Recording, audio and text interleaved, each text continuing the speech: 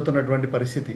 దాదాపు రాష్ట్రంలో 5,000 దేవాలయాలను ఏదైతే షెడ్యూల్డ్ క్యాస్ట్ దళిత గిరిజన ప్రాంతాలు ఏవైతే ఉన్నాయో ఆ ప్రాంతాలలో ఈ యొక్క వెంకటేశ్వర స్వామి యొక్క దేవాలయాలను నిర్మాణం చేసి తద్వారా హిందూ హైందవ సనాతన ధర్మాన్ని ప్రజల్లోకి తీసుకెళ్లి విశ్వవ్యాప్తం చేయాలని లక్ష్యంతో టీటీడీ ముందుకెళ్తున్నటువంటి తరుణంలో కేవలం ఒక రాజకీయ కుట్రలో భాగంగా మనం గతంలో చూసుకుంటే అనేక సార్లు ఈ వైఎస్ఆర్సీపీ నాయకులు గుడ్డకాల్చి మీదేసినట్టుగా సత్యదూరమైనటువంటి ఆరోపణలతో ఈ యొక్క రాష్ట్రంలో ఉన్న కూటమి ప్రభుత్వాన్ని ఎదుర్కోవటం చేతగాక వారు చేస్తున్నటువంటి ఆరోపణలు తప్ప వేరొకటి కాదు.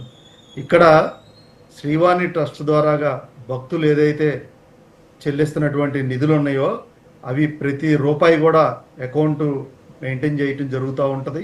అట్లాగే ఈ ఆలయ నిర్మాణాలు ఏదైతే చేపడతా ఉన్నారో ఈ నిర్మాణాలు కూడా ఈ ప్రొక్లమేషన్ ఏదైతే ఈ టెండర్ ద్వారా మాత్రమే చేస్తారు. టీటీడీలో నామినేటెడ్ పద్ధతిలో వర్కులు కేటాయించడం అనేది ఎప్పుడో రద్దు చేయబడింది.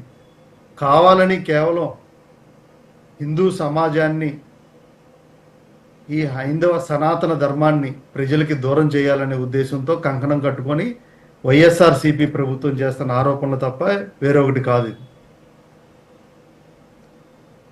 ఎస్, ఇప్పుడు ఇంకొకటి, గతంలో కూడా తెలుగుదేశం పార్టీ ఎస్పెషల్లీ అధికారంలోకి రాకముందు శ్రీవాణికి సంబంధించినటువంటి నిధులను దోచేస్తున్నారని చెప్పేసి పవన్ కళ్యాణ్ గారు కూడా అనేక సందర్భాల్లో మాట్లాడారు.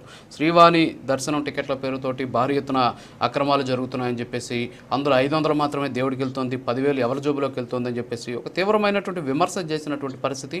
ఆ తర్వాత అధికారంలోకి వచ్చిన తర్వాత ఈ శ్రీవాణి లాంటి దర్శనం టికెట్లను రద్దు చేస్తారు, సామాన్యుడికి దేవుణ్ణి దగ్గర చేస్తారని చెప్పేసి కూడా అందరూ భావించాం. కానీ ఇప్పుడు అలాంటి పరిస్థితి కనిపించట్లేదు. ఇప్పుడు కూడా అలాంటి గతంలో ఉన్నటువంటి పోకడ ఇంకా కనిపిస్తోంది. తిరుమల శ్రీవారిని సామాన్యుడికి దూరం చేసేటటువంటి ఒక ప్రయత్నం జరుగుతోంది, దేవుడు స్వామివారికి దూరం అయిపోతున్నారు అనేటటువంటి ఒక వాదన కూడా వ్యక్తమవుతుంది. ఏకీభవిస్తారా మీరు? లేదండి, అది దూరం అవటం అనేది ఏం లేదు.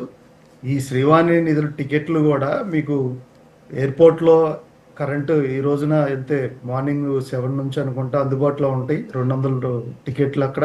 అలాగే కొండపైన కూడా దాదాపు 800 టికెట్లు ఉదయం 9 గంటల నుంచి ఇవ్వటం జరుగుతూ ఉంది. నడకదారిని వెళ్ళే వాళ్ళకు కూడా అక్కడ మనకి టోకెన్ కంకణం తీసుకొని వెళ్ళొచ్చు. దూరం అవటం ఏం లేదు. ఇది ఒక రకమైనటువంటి దుష్ప్రచారంగానే మనం భావించాలి.